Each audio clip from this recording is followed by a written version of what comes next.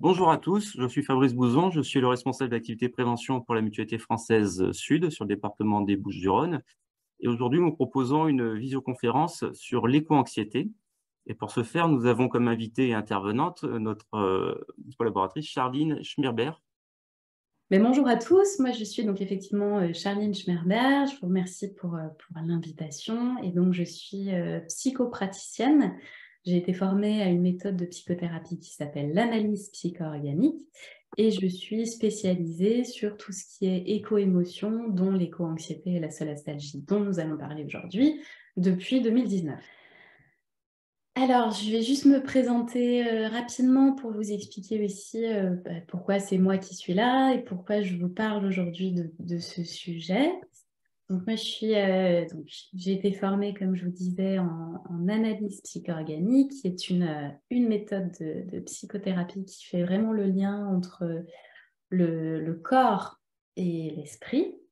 Et je travaille vraiment sur tout ce qui est éco-émotion depuis 2019. Hop.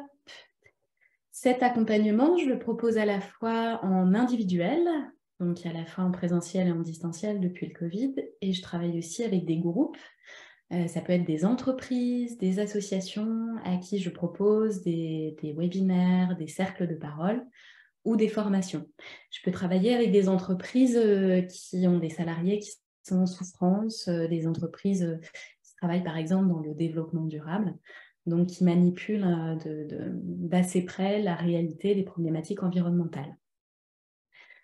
Ensuite, j'ai cofondé un réseau qui a démarré, qui est devenu une association l'année dernière, le réseau RAFU, donc c'est le réseau des professionnels de l'accompagnement face à l'urgence écologique. Donc on a démarré, on était 4 en mars 2020 et depuis le réseau s'est vraiment structuré et on compte à peu près 25 membres aujourd'hui avec à la fois des psys, des coachs, bientôt un cercle professionnel de médecins, des sophrologues et on espère bientôt d'autres types de professionnels de l'accompagnement. On a 2 cibles, à la fois le grand public, à qui on propose des professionnels qui seront capables d'entendre ces problématiques des éco-émotions. Et on a une cible aussi un peu plus B2B, c'est de vraiment faire le lien entre nous, professionnels de l'accompagnement, de manière à pouvoir comprendre qui fait quoi et essayer de faire circuler au plus vite la matière présente sur les éco-émotions, de manière à ce qu'on ne réinvente pas quelque chose qui existe déjà. Voilà, j'ai écrit un livre qui est paru en septembre 2022 aux éditions Philippe Ray. C'est un petit guide de vie pour éco-anxieux. Je pense que tout le monde ne fait pas forcément la démarche d'aller en faire une psychothérapie. Ça convient pas. C'est pas forcément un format qui convient à tout le monde. Donc le but, c'était de pouvoir restituer dans cet ouvrage de la matière théorique et aussi des exercices pratiques et des récits cliniques de personnes que je peux accompagner, de manière à ce que les gens puissent en toute autonomie comprendre et essayer de travailler sur ce sujet-là. Personnellement, j'ai décidé de m'intéresser à ce sujet-là parce que ça m'est vraiment tombé dessus, c'est-à-dire que en début 2018, j'ai vraiment côtoyé cette éco-anxiété parce que j'ai une personne de ma famille qui m'a vraiment livré tout ce qu'elle avait pu lire de par une prise de conscience personnelle. Elle avait pu lire beaucoup de rapports de décideurs, de différents rapports du GIEC, beaucoup de résumés de ces différents rapports du GIEC. Et cette réalité m'a frappée à ce moment-là. Et il m'a fallu un certain temps pour pouvoir, comme je l'écris, composter ces différentes émotions que moi j'ai pu vivre, donc cette éco-anxiété, et pour pouvoir en faire pousser quelque chose de plus joli, si je peux le dire comme ça. Et donc ça m'a amené, suite à cette prise de conscience, digestion de tout ce que j'avais pu vivre, de me dire, moi, en étant psychopraticienne, qu'est-ce que je peux faire? Et donc, j'ai décidé à ce moment-là d'ouvrir mon cabinet. Donc, un peu plus tard, à l'été 2019, j'ai décidé d'ouvrir mon cabinet à l'accueil de ces éco-émotions. Alors, je vous avoue, au début, c'était un peu un test. J'avais sorti un site en mai 2019, donc site qui s'appelle solastalgie.fr, en me disant, on verra bien s'il y a d'autres personnes que moi qui peuvent être sensibilisées à ça et qui peuvent avoir besoin de soutien, parce qu'à l'époque, moi, je n'avais pas forcément trouvé ce soutien-là auprès de professionnels de l'accompagnement.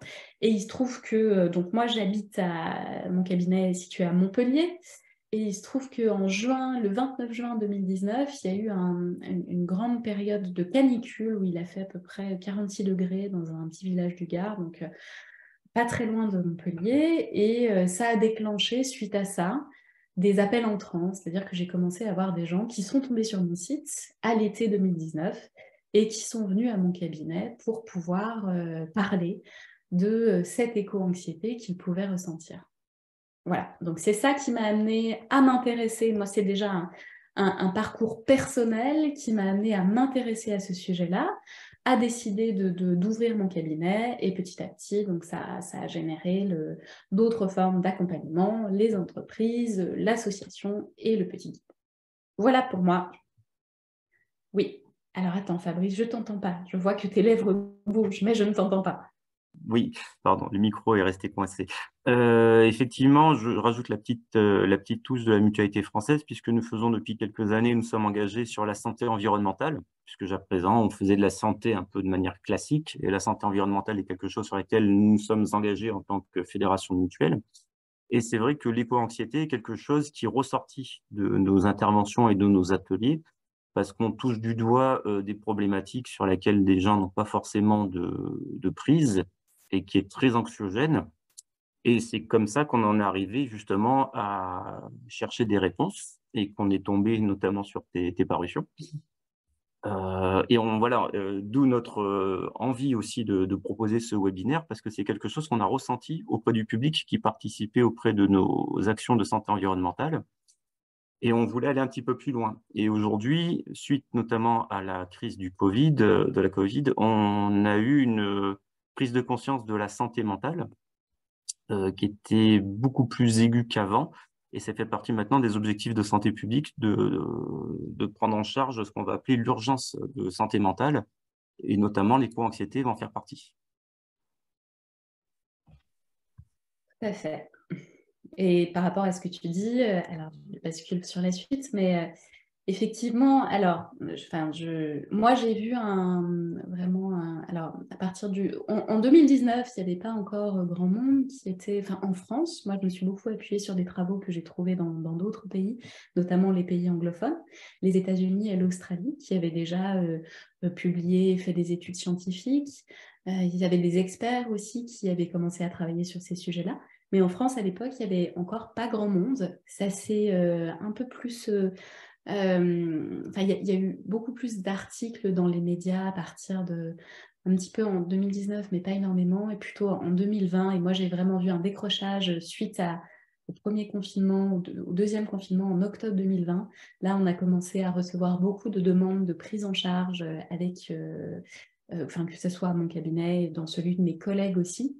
Et depuis 2020, ça s'est vraiment intensifié.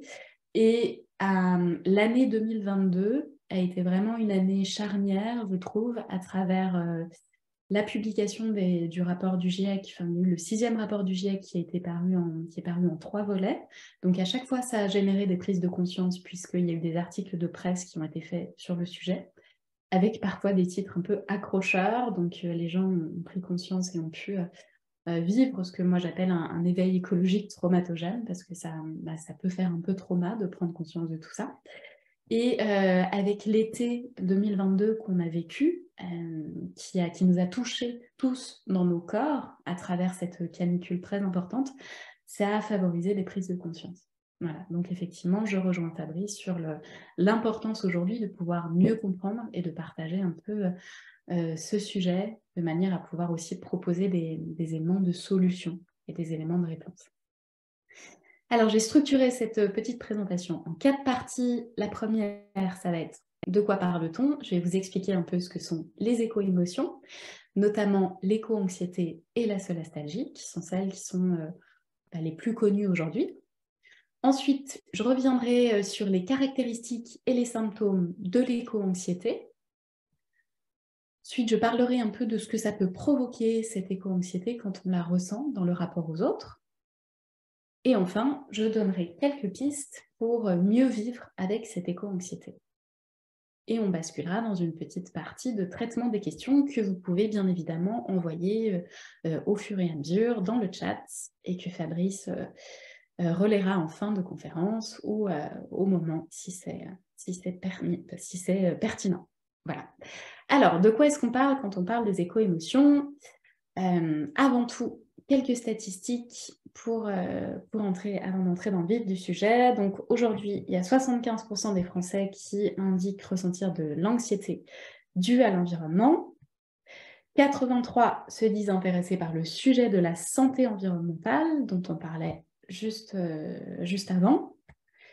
89% des Français estiment que l'environnement a aujourd'hui un impact sur la santé. Donc, il y a vraiment une corrélation entre environnement et santé. Et on parle aujourd'hui aussi de santé planétaire. Il y a d'ailleurs une association qui s'appelle l'Alliance Santé Planétaire, qui regroupe des professionnels de l'accompagnement aussi, notamment des médecins, des infirmiers, et qui met vraiment l'accent sur la question de la santé planétaire aujourd'hui. L'éco-anxiété, ça impacte beaucoup les jeunes. Il y a eu une enquête qui a été publiée dans le Lancet en 2021, en septembre. Cette enquête, elle a été faite sur un panel de 10 000 jeunes entre 16 et 25 ans. Ces jeunes se situaient dans 10 pays, à la fois des pays très exposés aux problématiques environnementales aujourd'hui et des pays un peu moins exposés, si je peux me permettre de le dire comme ça. Il y avait à la fois des pays du Nord et des pays du Sud. Voilà, et ce qui est ressorti de cette enquête, c'est que 59% de ces jeunes se disaient très ou extrêmement inquiets du fait de la situation environnementale, 84% étaient assez inquiets, 75% jugent le futur effrayant, 83% de ces jeunes pensent que les humains ont échoué à prendre soin de la planète. 45% sont affectés dans leur vie quotidienne par ces éco-émotions, c'est-à-dire qu'elles vont avoir des conséquences délétères dans leur vie quotidienne. Je vous donne des exemples, certains vont par exemple basculer dans des addictions, développer des troubles du comportement alimentaire, avoir du mal à prendre des décisions, vivre un doute qui va devenir très important et qui va les bloquer dans leur capacité de mouvement, par exemple. C'est ça qu'on veut dire quand on dit affecté dans leur vie quotidienne. Plus de 50%, donc la moitié du panel, ont déclaré ressentir chacune de ces émotions: tristesse, anxiété, colère, impuissance, désespoir et culpabilité. On s'aperçoit qu'il n'y a pas que de l'anxiété. C'est ce qui m'amènera à questionner un peu le terme du choix du mot éco-anxiété par la suite. Et enfin, dernière statistique, 39% de ces jeunes dirent hésiter à avoir des enfants dans le monde d'aujourd'hui. Là, c'est une petite slide un diaporama, une diapo que j'ai sorti d'une enquête que j'ai faite moi en 2019. Alors, quand je me suis intéressée au sujet, je me suis dit, bon, je ne vais pas y aller quand même à accueillir les gens sans savoir. Donc, j'ai fait une enquête France entière qui a été relayée sur Internet, qui est restée en ligne entre septembre 2019 et octobre 2019. J'avais fait à peu près 35 questions. Je me permets de partager les résultats parce qu'il y a eu plus de 1200 personnes qui ont décidé d'y répondre de manière spontanée. Alors, ce n'est pas une enquête qui est représentative de la population française, mais le grand nombre de participants, plus de 1000 personnes, fait que ça peut avoir quand même un intérêt d'un point de vue résultat du fait du nombre. Donc, je la qualifie un peu d'enquête témoignage. Donc, j'ai posé la question à mes 1200 personnes et je leur ai demandé la dégradation de l'environnement crée-t-elle chez vous un sentiment d'anxiété? Et pour plus de 90%, ils m'ont répondu oui. Je leur ai demandé aussi de donner une note entre 0 pas du tout et 5 fort ressenti d'anxiété. Et la moyenne de ce degré, de cette intensité d'anxiété par rapport à l'environnement était de 3,78, donc sur 5. Je leur ai demandé de me dire aussi quelles étaient les sources les plus génératrices de l'anxiété par rapport aux aux problématiques environnementales. Donc, j'avais donné 9 facteurs comme la perte de la biodiversité, les ressources en eau qui pouvaient être impactées en quantité et en qualité, le dérèglement climatique et toutes celles que vous voyez par la suite. Et donc, les 3 plus importantes étaient donc la perte de la biodiversité, les ressources en eau et le dérèglement climatique. Voilà. Si je reviens maintenant sur les éco-émotions, donc on parle aujourd'hui plus de la question de l'éco-anxiété. Je pense que le fait est que c'est une notion qui est plus facile à retenir aussi, donc c'est celle qui a été vraiment majoritairement utilisée et qui reste majoritairement utilisée par la presse, par les chercheurs aujourd'hui. Alors, l'éco-anxiété, c'est une notion qui arrive dans la sphère publique dans le début des années 90. C'est une journaliste américaine qui s'appelle Lisa Lev qui l'emploie pour la première fois. Elle a été théorisée ensuite à la fin des années 90 par Véronique Lapège, qui est une chercheuse belgo-canadienne, médecin de santé publique, et qui définit l'éco-anxiété comme un mal-être identitaire dans un contexte de bouleversement environnemental. Véronique Lapège, elle insiste sur le fait, et je le rappellerai par la suite, que l'éco-anxiété n'est pas une pathologie, mais que c'est une réaction qui est tout à fait saine et normale du fait de ce contexte de perturbation environnementale. Suzanne Clayton, qui est une chercheuse américaine qui a beaucoup travaillé, c'est vraiment, à mon sens, une pionnière à avoir travaillé sur le sujet de l'éco-anxiété, la définit comme l'anxiété associée aux perceptions du changement climatique, même chez les personnes qui n'ont pas personnellement subi d'impact direct. Je vous partage cette définition, elle me semble importante du fait de cette notion de ne pas forcément avoir besoin d'avoir soi-même vécu des problématiques environnementales pour ressentir de l'éco-anxiété. C'est-à-dire que moi, j'accompagne des gens qui ont pu prendre conscience de ces problématiques environnementales à travers un article qu'ils ont pu lire ou une vidéo qu'ils ont pu visionner, mais ils n'ont pas forcément côtoyé des phénomènes de sécheresse, des feux de forêt qui leur auraient amené à vivre cette éco-anxiété.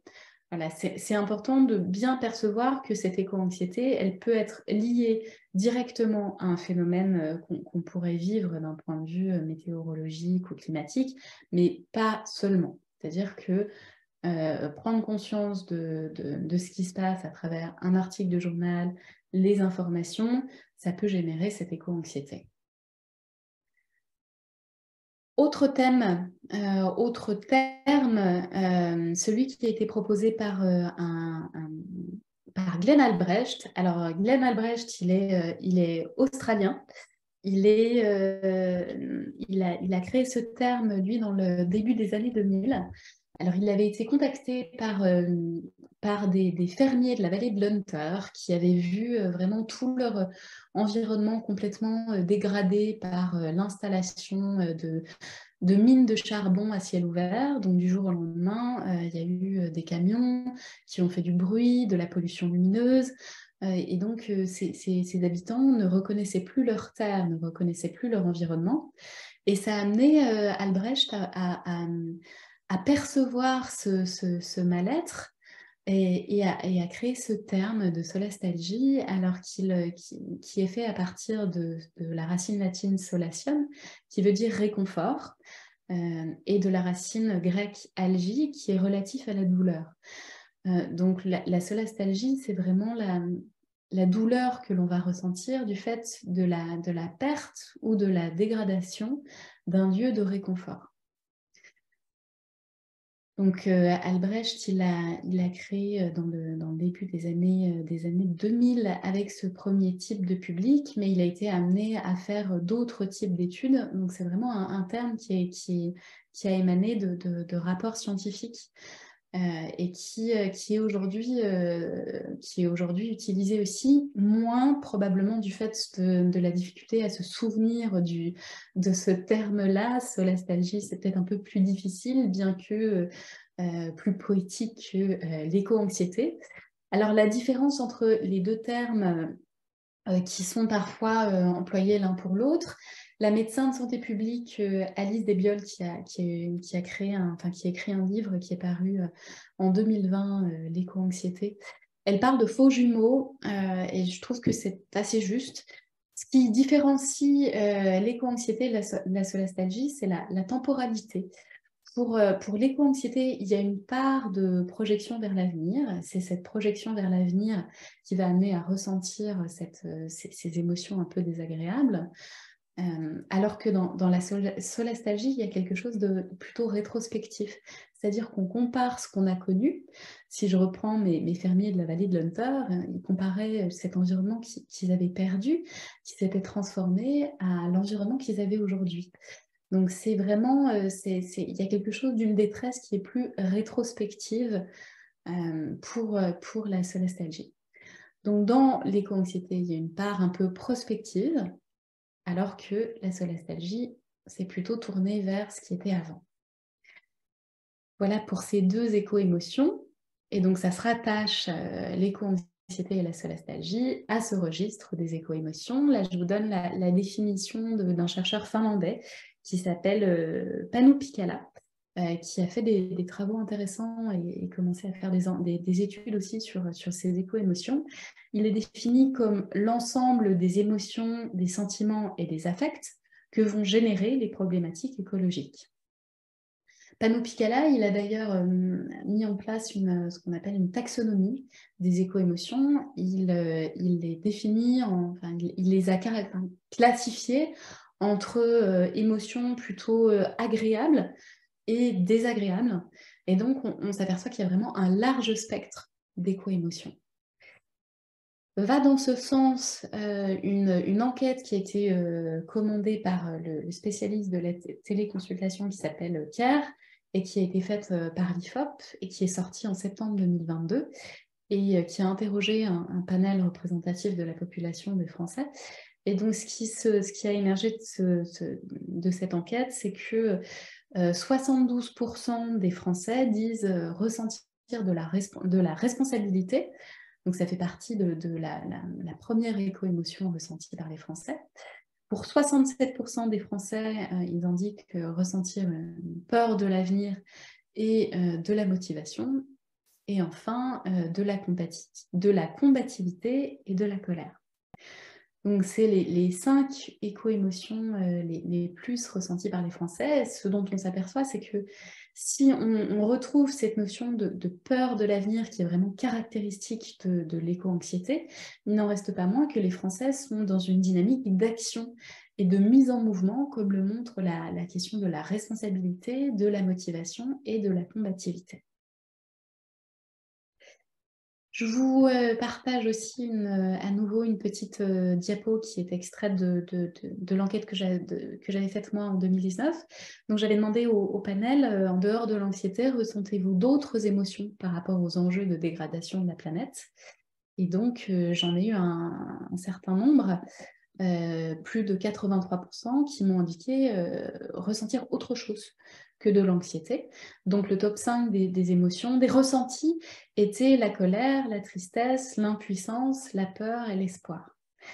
Et là, je vous montre un petit nuage de tags qui vient bien montrer que j'avais eu vraiment beaucoup d'émotions, de ressentis qui avaient été partagés.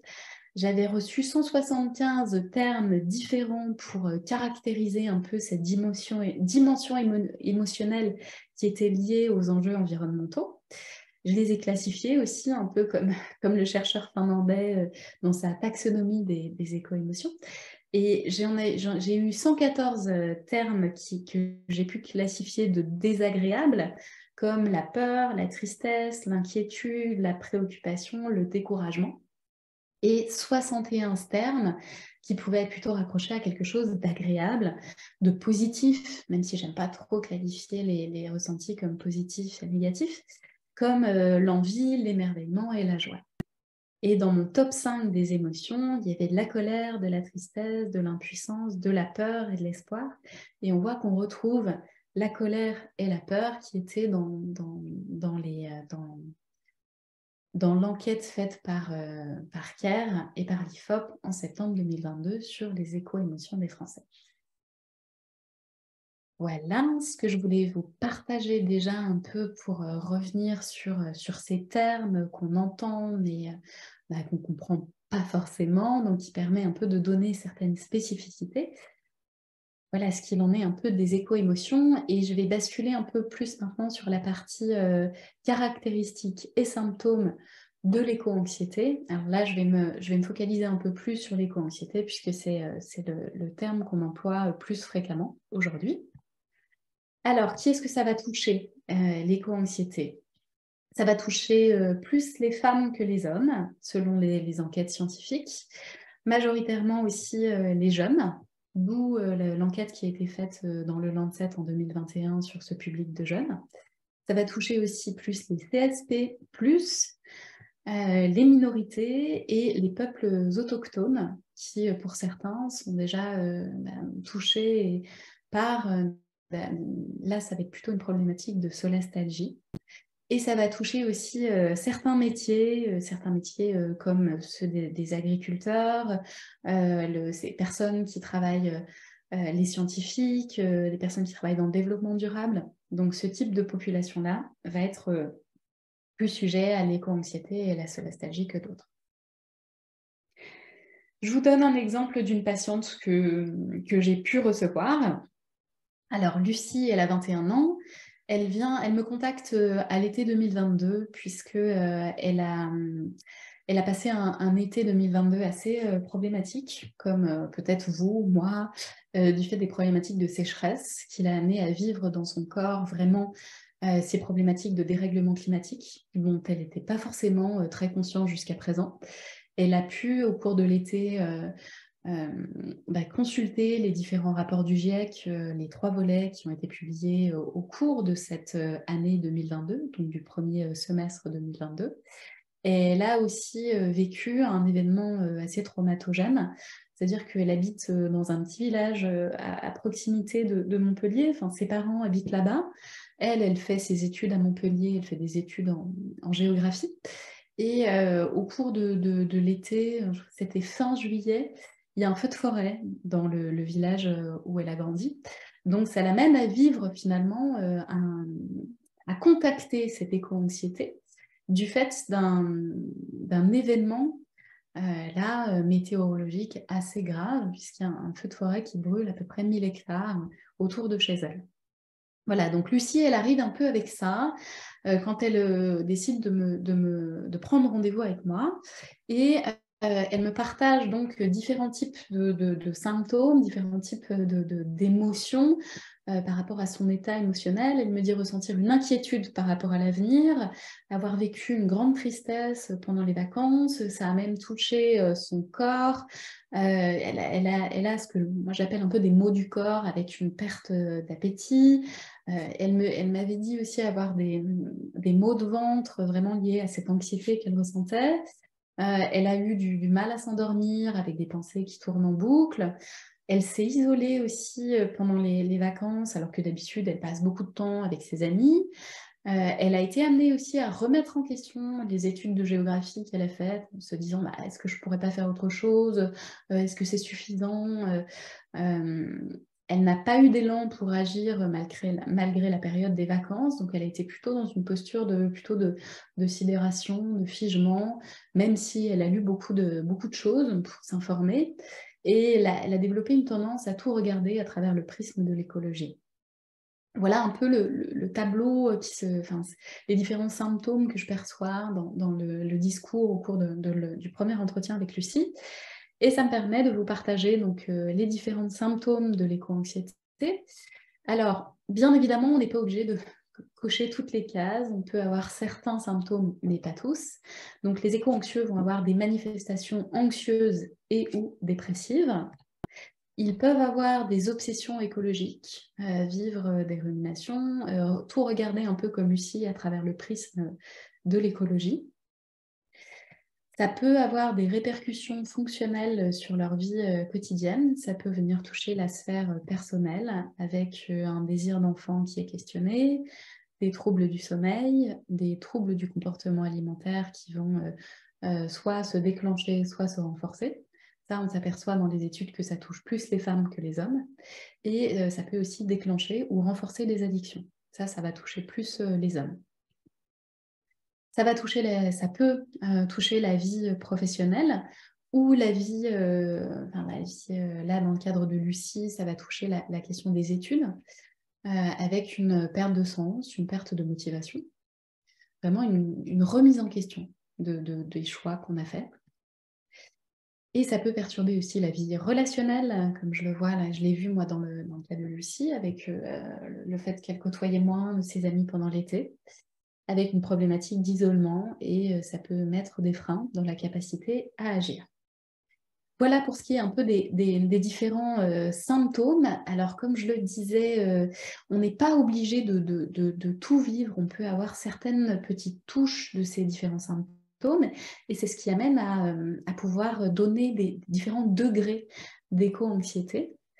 Alors, ces manifestations et symptômes, ils ont émergé des échelles de mesure qui ont à ce jour été mises en place, créées par des chercheurs ou par des psychologues cliniciens. La première a été faite par la chercheuse américaine dont je vous parlais tout à l'heure, donc Suzanne Clayton. Je vous ai donné sa définition d'éco-anxiété. Donc, elle a proposé la première échelle de mesure en 2020. La chercheuse australienne Tegan Hogg en a proposé une autre en 2021.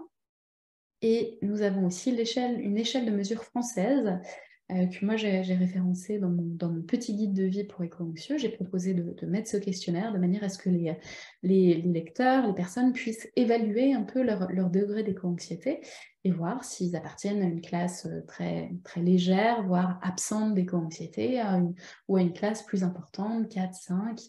Voilà, une classe 5, c'est une éco-anxiété qui peut devenir plutôt pathologique. Même si, alors je le dis maintenant, je pense que j'ai mis le slide, non, je l'ai mis après. L'éco-anxiété, c'est pas forcément quelque chose qui est pathologique, c'est une réaction adaptative qui est saine, mais qui peut, à certains degrés, devenir pathologique. Donc, ce que a référencé ma collègue Hélène Jalin comme classe 5, ça va être quand la personne est enfermée dans vraiment trop de doutes, une incapacité à faire des choix, quand on peut basculer dans une dépression réactionnelle, avec beaucoup de tristesse, des pensées parfois suicidaires, vraiment des idées très noires. Donc là, à ce moment-là, c'est vraiment important de se faire accompagner et d'aller voir un professionnel de l'accompagnement pour comprendre ce qui se cache derrière cette éco-anxiété et peut-être d'autres troubles qui peuvent être liés. Donc là, c'est vraiment ne pas rester seul et aller voir un médecin, se faire accompagner. Les différents thèmes que évoquent les personnes à mon cabinet, ça va être, et les différents éco-anxieux, ça va être la question du sens. Donc vraiment, ça amène à vivre une véritable traversée existentielle. Moi, c'est ce dont je m'aperçois depuis que j'accompagne les éco-anxieux.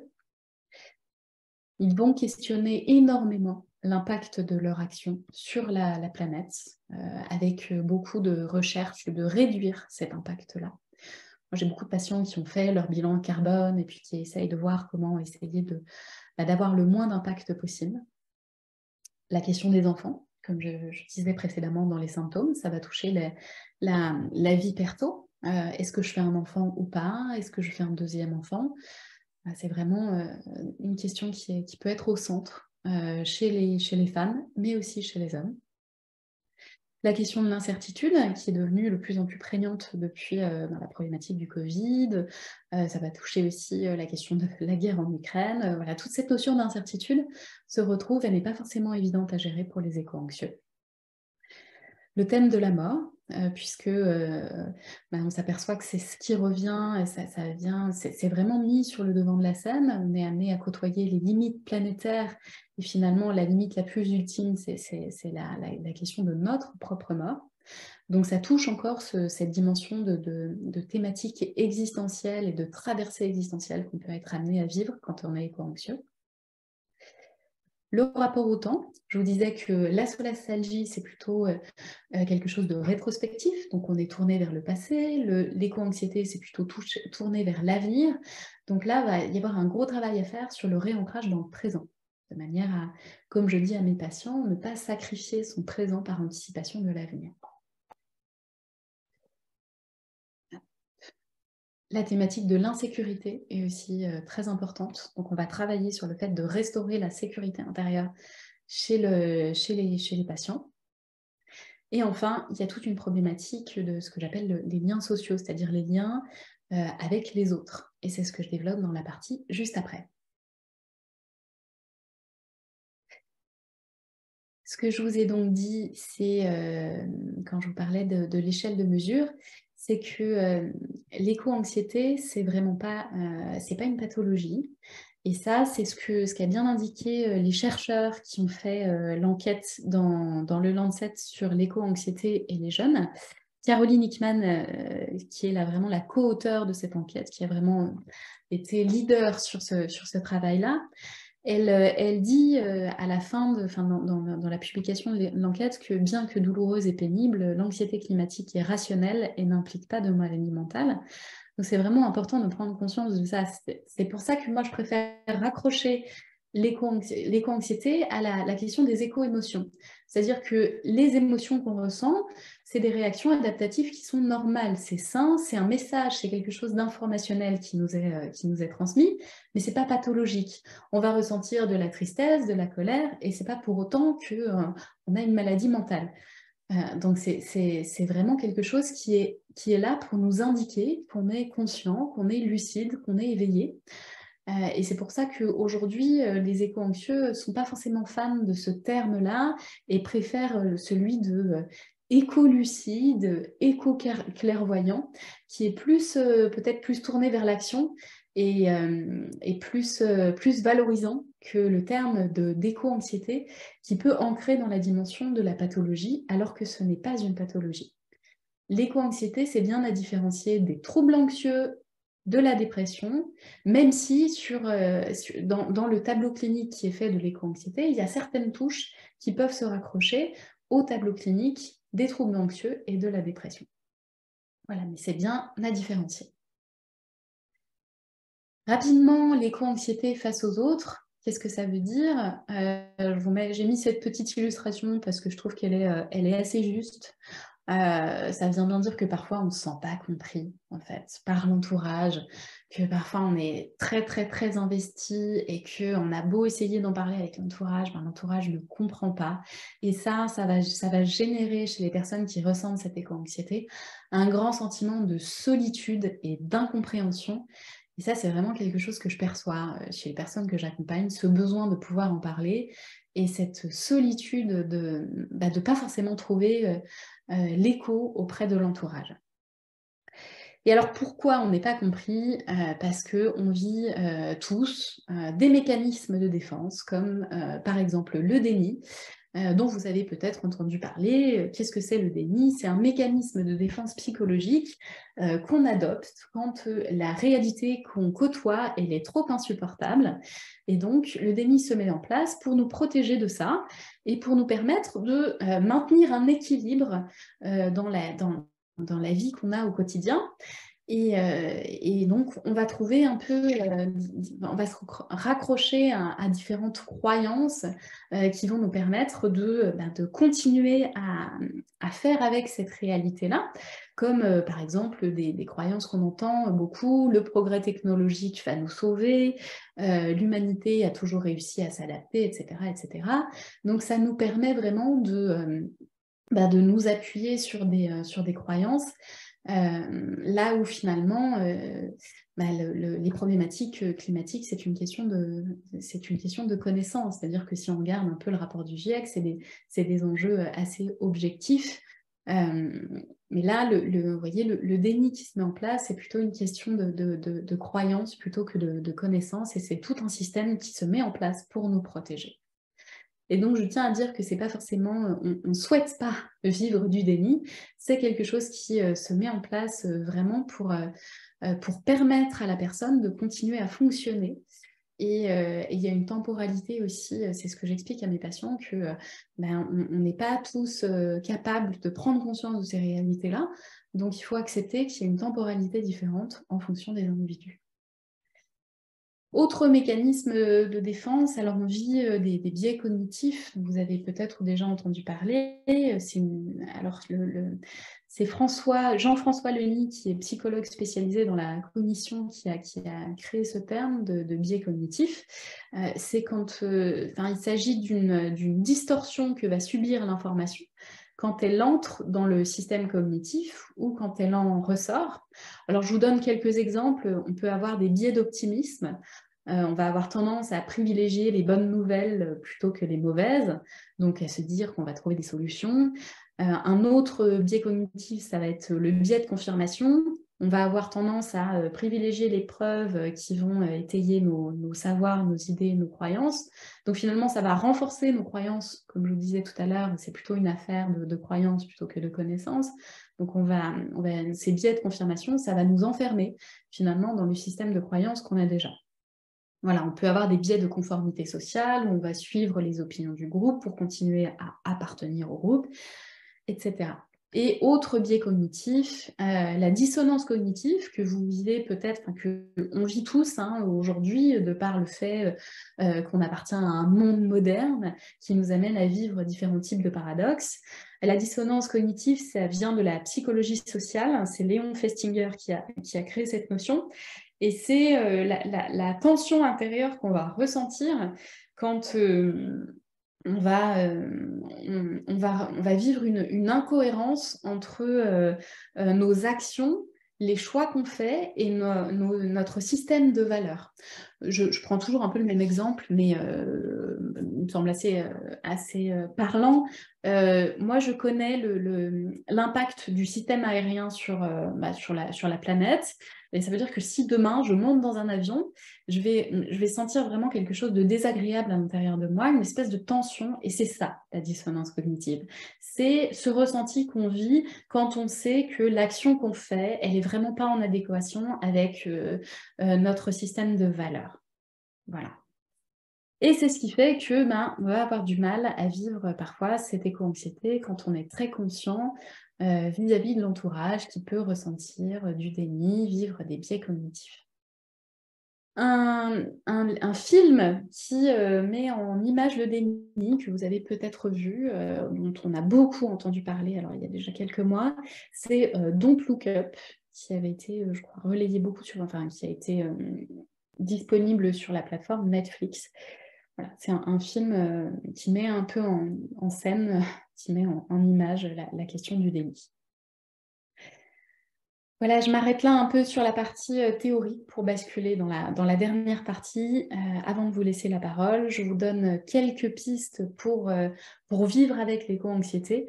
Alors, je vous explique un peu comment moi je peux accompagner les personnes à mon cabinet. Je les fais travailler sur 3 axes. Le premier, c'est de réapprendre à prendre soin d'eux. Le deuxième, c'est prendre soin des autres, vraiment du rapport qu'on va avoir avec l'entourage, parce que justement, il y a parfois ces problématiques de déni, de ne pas pouvoir être compris par le reste de notre entourage. Donc, comment on fait pour continuer à cohabiter avec eux néanmoins? Et enfin, le troisième axe, c'est de prendre soin de notre environnement. Donc vraiment de toute cette nature qui nous entoure et dont on est souvent très déconnecté. Quelques pistes pour concrétiser un peu ce que j'entends par prendre soin de soi. Alors la première, ça va être verbaliser, c'est de mettre des mots sur cette souffrance. Alors même si le terme d'éco-anxiété, il me semble pas forcément juste parfois parce que on s'aperçoit qu'il y a beaucoup d'émotions qui sont cachées derrière l'anxiété, il n'y a pas que de l'anxiété. Ça me semble néanmoins très important d'avoir un terme qui permet aux personnes de se rendre compte qu'elles vivent une souffrance et de pouvoir après en parler auprès des proches ou des professionnels de l'accompagnement. Chacun fait comme il le sent en fonction de ce qui est le plus juste pour lui. Mais rien que de pouvoir mettre des mots sur cette souffrance, c'est quelque chose qui est libérateur et qui permet d'aller mieux. Ensuite, moi, j'invite mes patients à faire de l'éco-anxiété une opportunité, c'est-à-dire de leur dire, mais écoutez, en fait, c'est la porte ouverte à travailler sur vos émotions, d'apprendre à comprendre ce que c'est que ces émotions qu'on ne connaît pas forcément très bien et qu'on ne sait pas forcément très bien manipuler, gérer, mieux et accueillir vraiment. Troisième piste, c'est réunir le corps et l'esprit. On est dans une société qui met vraiment l'accent sur le faire, faire, faire, sur cette tête qui pense. Et moi, je propose vraiment de revenir dans le corps à travers des outils comme la méditation, le principe de cohérence cardiaque, la respiration. Alors vous allez me dire, ça ne va pas changer l'état de la planète, c'est sûr, mais ça permet aux gens d'aller mieux, vraiment, et d'utiliser des outils qui sont là. La respiration, c'est un outil qui est à portée de tout le monde et qu'on ne connaît pas tous. Donc vraiment redevenir cette unité psycho-organique qu'on est tous, c'est vraiment très important pour travailler sur la question de l'angoisse aussi, de prendre conscience d'où se situent les émotions. Ça permet de les accueillir aussi. Ensuite, travailler sur la relation à l'incertitude et sur son rapport au temps. Je le mentionnais précédemment dans la question des thématiques qui sont partagées par les éco-anxieux, c'est vraiment de pouvoir trouver un moyen d'être dans le présent.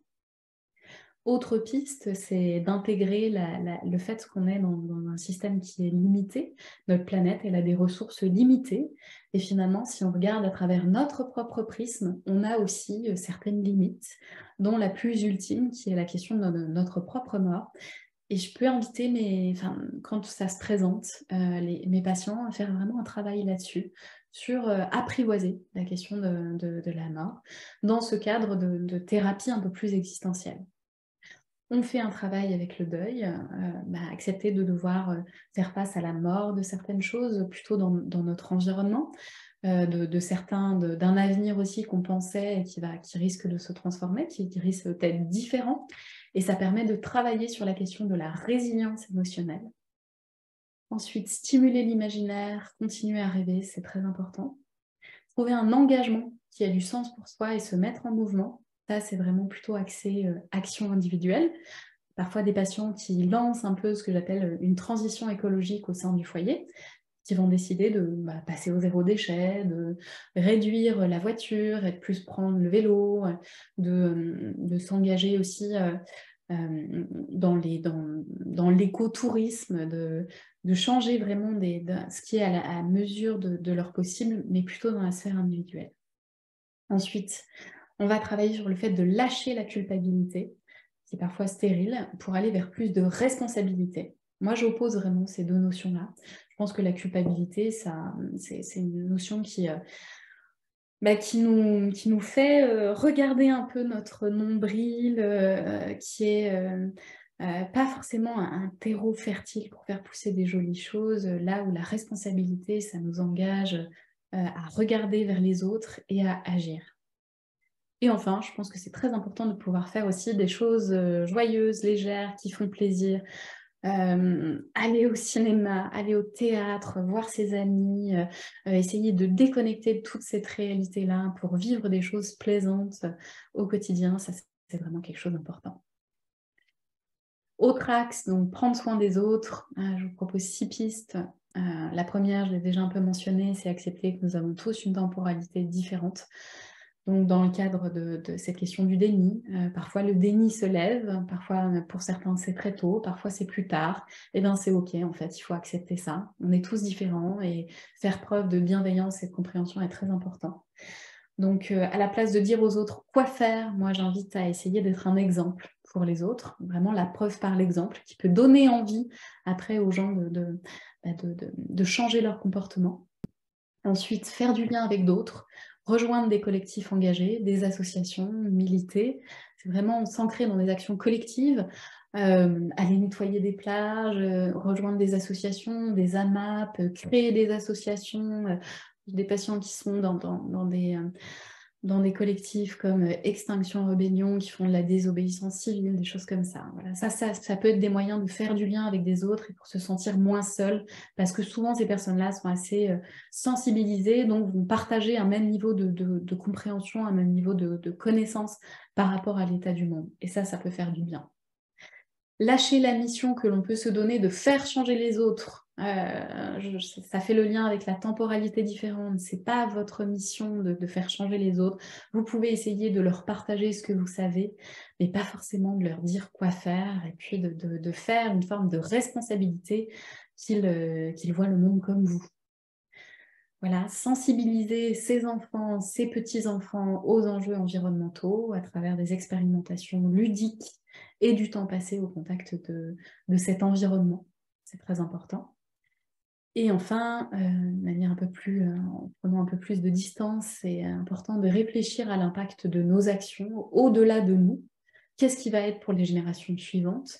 Et de pouvoir aussi lâcher notre vision occidentalo-centrée et de prendre conscience que dans les autres pays, parfois, par exemple au Bangladesh, dans les pays plutôt au sud, ces pays-là sont déjà très impactés par les problématiques climatiques et souvent c'est du fait de nos actions à nous qui les impactent plus.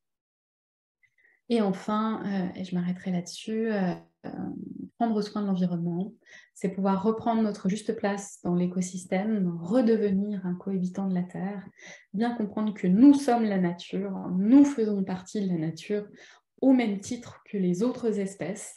Donc lâcher un peu cette pensée de Descartes de l'homme maître et possesseur de la nature, de manière à pouvoir redevenir un cohabitant de la Terre. Je le redis parce que j'aurais dû le mettre entre guillemets, c'est extrait de Manière d'être vivant qui a été écrit par Baptiste Morisot, qui est philosophe.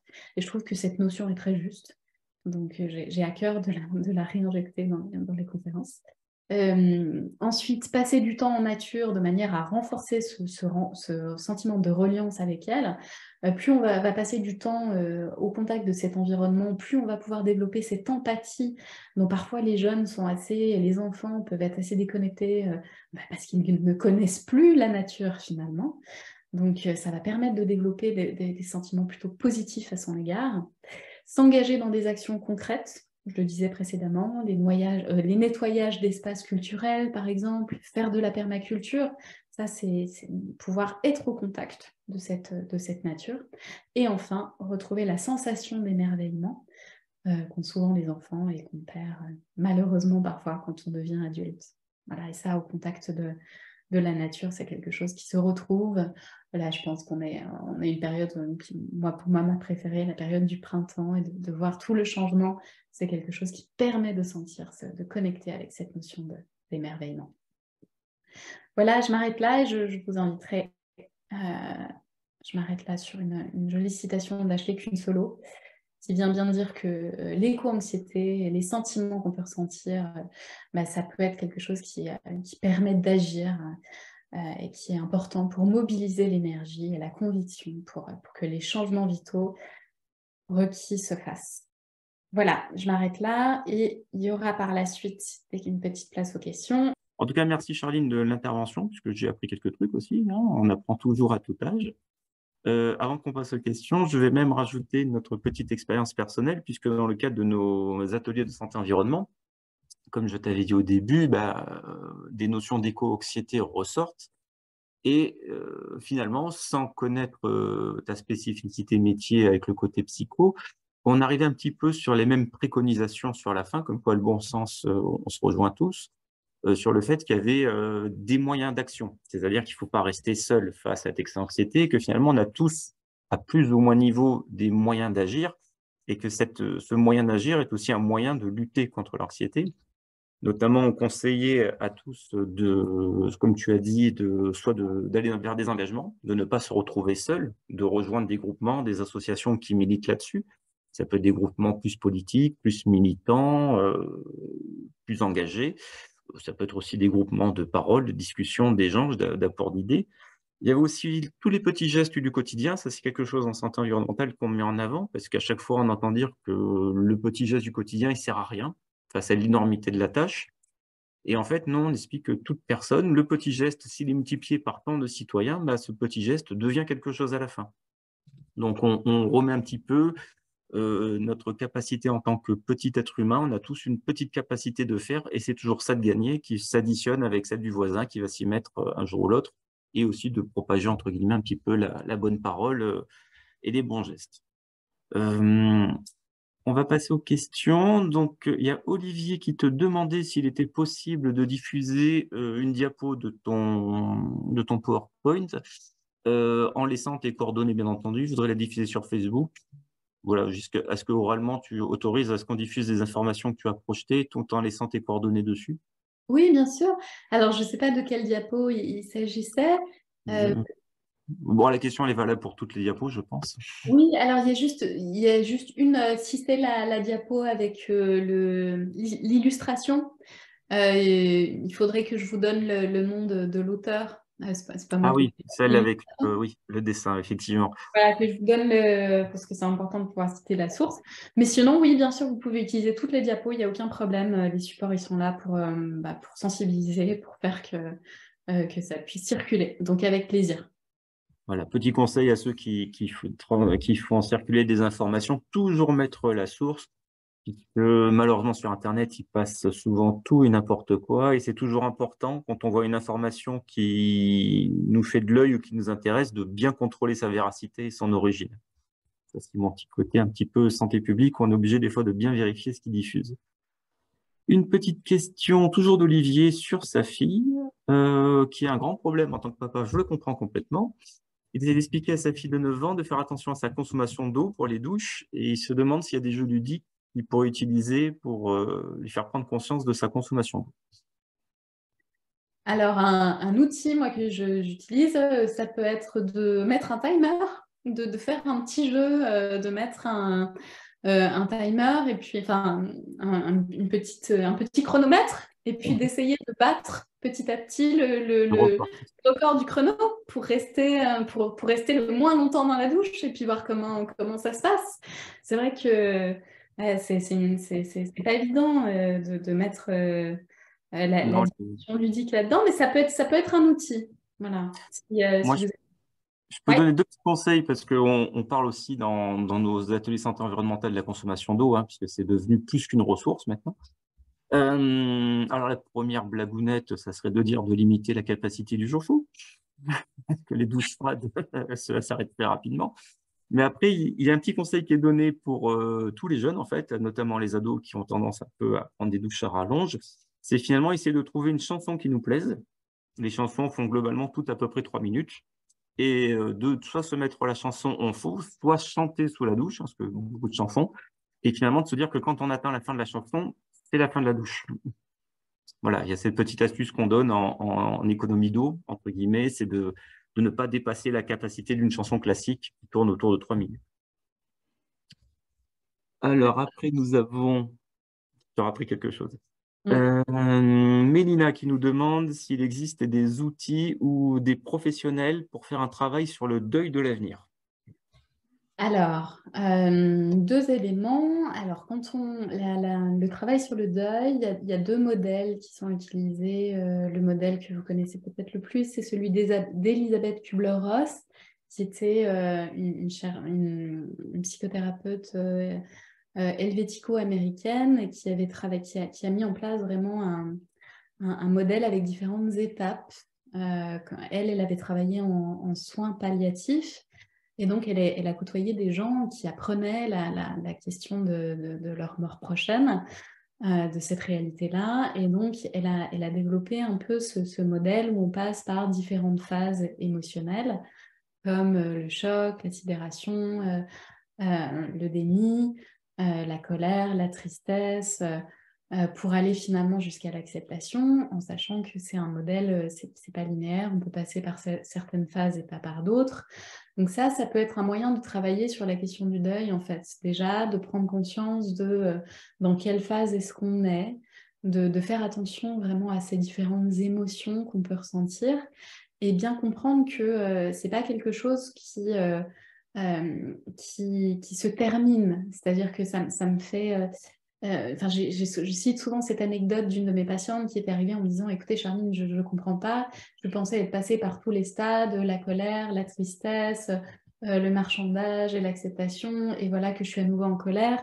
Que se passe-t-il? En fait, on est face à un traumatisme du fait de la problématique environnementale qui est actuelle et prospective. Donc, ça ne va pas s'arrêter. Donc, on va être amené à retraverser ces différentes étapes. Et ça, c'est important de pouvoir bien le comprendre. Et donc, on peut faire un tracé un peu de tout ça, d'essayer de voir où est-ce qu'on se situe. Il y a un autre modèle qui est intéressant, c'est le modèle de George Bonanno, qui est un Américain, expert du deuil. Ce modèle-là, contrairement à celui d'Elisabeth Kubler-Ross, a été prouvé scientifiquement. Il a vraiment mis en place une étude, ce qui a permis de valider ce modèle-là. Et donc Bonanno, il a mis en place, lui, un modèle d'oscillation. Il dit que le deuil, c'est vraiment osciller entre souffrance et bien-être. Dans la souffrance, il y a être tourné vers le passé, être dans de la tristesse, être figé, pas avoir envie d'agir, des choses comme ça. Et on peut après osciller vers du mieux-être avec une capacité à se projeter vers le futur, faire des projets, se sentir mieux. Et Bonanno dit ça, qu'on oscille entre les deux jusqu'à temps qu'on arrive à trouver vraiment quelque chose de l'ordre d'un entre-deux qui nous permet de nous sentir mieux. Et donc voilà, pareil, on peut essayer d'utiliser ce modèle-là et de sentir un peu où est-ce qu'on se situe. Voilà, ça peut être des outils pour essayer de comprendre où est-ce qu'on est en termes de traversée de ce deuil. Et autres outils, ça peut être vraiment de se faire accompagner par un professionnel de l'accompagnement. Moi, je vous les enverrai par la suite, les coordonnées de l'association RAFU. Dans le cadre de cette association, on a un annuaire qui référencie différents types de professionnels qui permettent, qui peuvent et qui ont des outils pour travailler sur cette problématique de l'éco-anxiété et donc du deuil de l'avenir. D'accord, ça va être une de mes questions. C'est bien le modèle de Kubler-Ross, hein, c'est ça dont tu parlais? Oui, alors il y a à la fois le modèle de Kubler-Ross, Elisabeth Je le mets dans Kubler-Ross, le chat parce que des gens veulent le nom exact. Voilà. et le modèle de George Bonanno. Alors, c'est B-O-N-A 2-N-O, je crois. Alors, ce que je fais toujours dans le cadre des conférences, c'est que je vous envoie le support et ensuite une diapositive, pardon, avec des références suite aux questions qui ont été posées. Donc, je vous mettrai le modèle de Kubler-Ross, un article, et pareil pour celui de George Bonanno. Très bien. Ce qu'on fera, c'est que donc pour les participants qui voudraient revoir cette conférence et qui soit aimeraient que des amis qui n'ont pas assisté puissent la voir, on va la mettre en replay. Du coup, on va rejoindre les diapos que tu vas nous donner en complément. On les mettra dans le replay en conclusion. OK. Voilà. Du coup, tu as répondu aussi à une question qui était là, c'est finalement qui doit-on contacter? Donc, du coup, ça sera l'association RAFU, si on cherche un professionnel. Oui, alors effectivement, alors il y a, dans le cadre de l'association RAFU, on a voulu vraiment créer une association sérieuse, c'est-à-dire qu'on a mis en place un certain nombre de critères pour accepter les personnes dans nos cercles professionnels. Comme je disais au départ, on a à la fois un cercle professionnel de psy, avec des psychologues cliniciens et des psychopraticiens. On a un cercle professionnel de coach et bientôt un cercle professionnel de médecins qui comprendra des médecins généralistes, des psychiatres et peut-être d'autres sous-groupes de professionnels.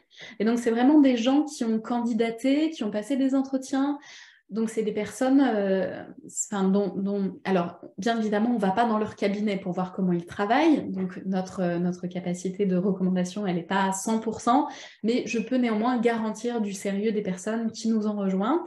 Et donc, dans notre site internet que je vais vous transmettre, il y a une partie annuaire avec une carte et vous pourrez voir les différentes personnes qui font partie de l'asso.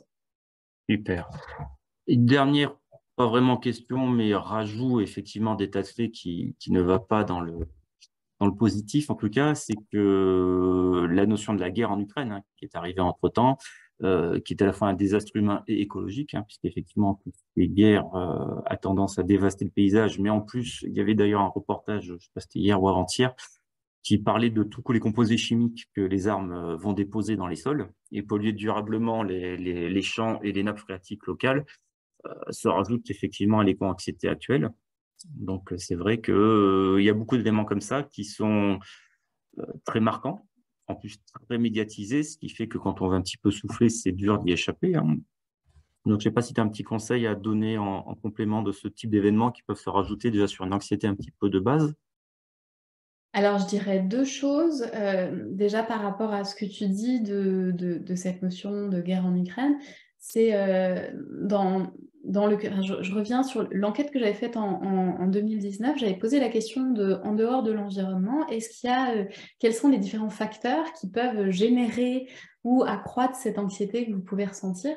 Et effectivement, enfin, je m'étais aperçue que les thèmes étaient assez vastes finalement. Je les avais classifiés en 6 thématiques. Il y avait des gens qui m'avaient partagé qu'ils avaient peur d'un crash boursier, de menaces systémiques, de la recrudescence de guerres, de montée des extrêmes, d'un climat qui deviendrait vraiment instable. Il y avait aussi des problématiques politiques. Donc voilà, il n'y a vraiment pas que cette problématique environnementale, même si elle est là, c'est que finalement, c'est tout un fonctionnement global du monde qui peut générer cette anxiété-là. Et donc, par rapport à ça, alors je partage un contrat relationnel que je peux faire avec mes patients, c'est de voir, de parfois réduire le contact avec les médias et avec... c'est pas forcément possible pour tout le monde, mais parfois quand on sent qu'on est dans des pics d'anxiété qui sont vraiment très importants et qui deviennent délétères, c'est essayer de réduire ces sources d'informations. Ça peut être la radio, ça peut être arrêter momentanément de chercher des articles scientifiques qui vont nous dire que ça va pas et que ça continue à pas bien aller.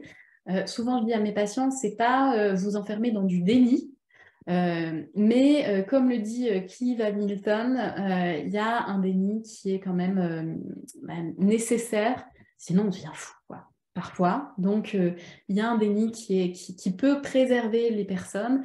Et moi, j'ai tendance à dire que c'est plutôt parfois un moyen de se protéger, que de respecter ses propres limites, que de se déconnecter.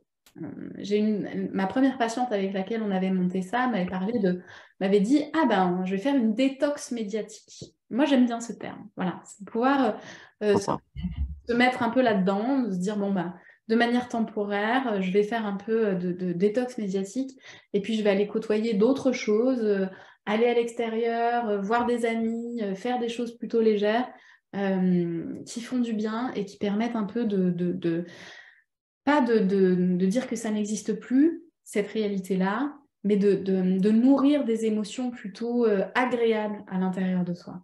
Voilà, des choses plutôt positives. Oui, tu fais écho, hein, parce qu'il y a des réactions qui disent qu'effectivement, les médias sont très anxiogènes.